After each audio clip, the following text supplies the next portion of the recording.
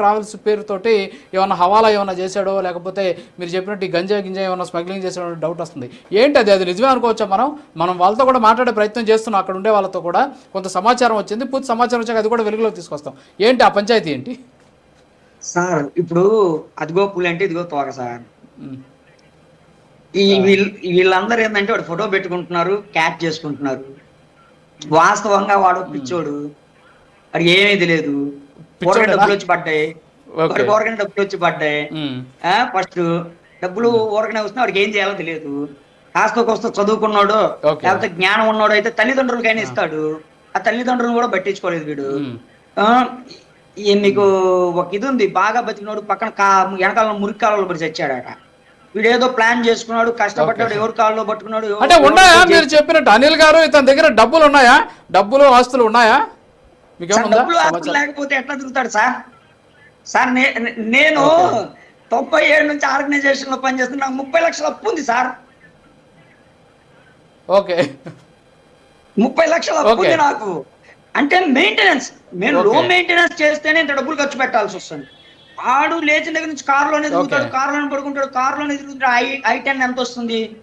Petrol car తిరుగుతూనే ఉంటాడు. అటు తిరుగుతాడు, ఇటు తిరుగుతాడు, అటు పోతాడు. ఇంత డబ్బు ఎక్కడి నుంచి వస్తుంది వీడికి? సార్ ఏమీ లేకపోతే వర్షిని వాడితే ఎందుకు వెళ్ళిపోతుంది?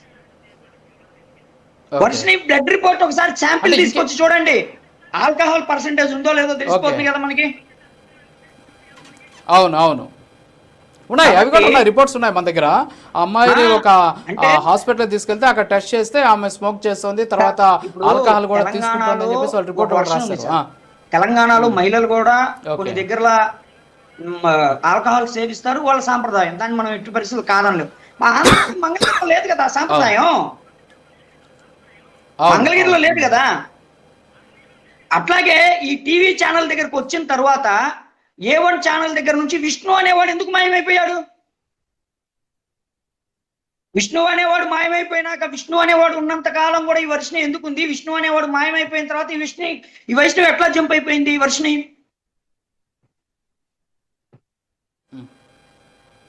నేను పోలీసు వారికి విజ్ఞప్తి చేస్తుంది కూడా ఏమిటి అంటే, దయచేసి మీరు ఈ శ్రీనివాస్ అనేవాడిని ఒక్కడిని తీసుకెళ్ళి ఇంట్రాగేషన్ చెయ్యకండి. ఈ శ్రీనివాస్ అనేవాడిని ఒక్కనే కాదు ఇంట్రాగేషన్ చేయాల్సింది, వర్షిని ఒక్కదానే కాదు. ఫస్ట్ ఆద్యానాథ్ అనేటువంటి వ్యక్తిని కస్టడీకి తీసుకోండి, విష్ణు అనేవాడిని తీసుకోండి. విష్ణు అనేవాడి మీద ఆల్రెడీ విజిలెన్స్ లో కేసులు ఉన్నాయి.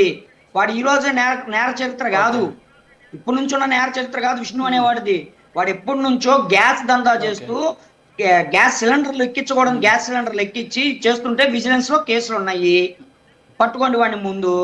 తర్వాత వినోద్ రెడ్డి అలయన్స్ పార్థు రెడ్డి, వీడు నేను ఒకసారి ఏమో విలేకరు రూపం ఎత్తుతాడు, ఒకసారి హిందూ నాయకుడు రూపం ఎత్తుతాడు, ఒకసారి కానిస్టేబుల్ రూపం ఎత్తుతాడు, హైవేలో వెహికల్స్ ఆపుతాడు, డబ్బులు దండుకుంటుంటాడు. ఇంత క్రిమినల్ చరిత్ర ఉన్నటువంటి వాళ్ళు ఈ రోజు వర్షిని చుట్టూరు కాపలా కాస్తుంటే వర్షినికి ఏమవుతుంది? డేంజర్ జోన్ లో ఉండేది మీరు చెప్పినట్టు శ్రీనివాస్ అనేవాడేనా? ఇప్పుడు శ్రీనివాస్ అనేవాడు డేంజర్ జోన్ లో ఉండారంటారు. మరి ఏం సార్ శ్రీనివాసే డేంజర్ జోన్ లో ఉండారంటారు.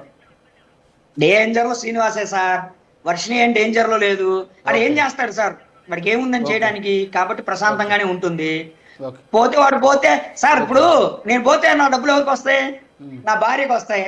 డబ్బులు ఉంటే అప్పులు రావు కదా, డబ్బులు వస్తాయి. కానీ శ్రీనివాస్ పోతే వాడి యొక్క ఆస్తులు కానీ ఇవన్నీ ఎవరికి వస్తాయి?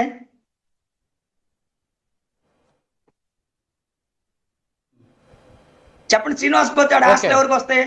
ఇప్పుడు లీగల్ భార్య ఎవరు? మొదటి భార్య నా భార్య కాదంటున్నాడు, వర్షినే నా భార్య అంటున్నాడు. డబ్బులు ఎవరికి వస్తాయి? ఓకే ఓకే సరే, ఇప్పుడు ఫైనల్ గా ఒకటి చెప్పండి, శ్రీనివాస్ అనేవాడు ఆడనా మగనా లేకపోతే ట్రాన్స్జెండర్ ఎవరు? అసలు ఇటీవలే ఆపరేషన్ కూడా చేయించుకున్నారు.